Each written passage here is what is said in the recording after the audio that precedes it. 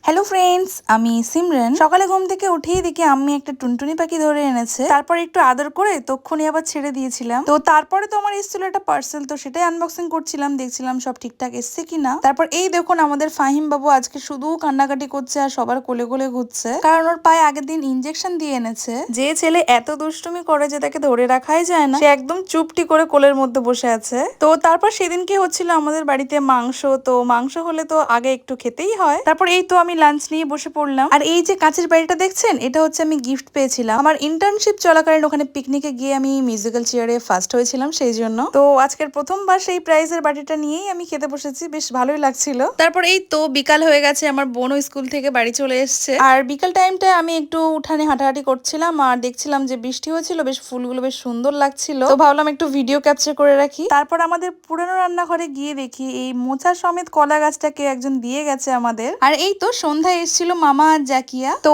জাকিয়ার স্কুলে কিছু প্রজেক্ট ছিল, সেইগুলোই করানোর জন্য এসেছিল আমার কাছে। তো এই তো সবার সাথে গল্প করতে করতে সেই ড্রয়িং গুলো কমপ্লিট করলাম। আর রাত্রে বোনের হাতে বানানো আইসক্রিম দিয়ে দিনটা শেষ করলাম। সো বাই, আল্লাহ হাফেজ।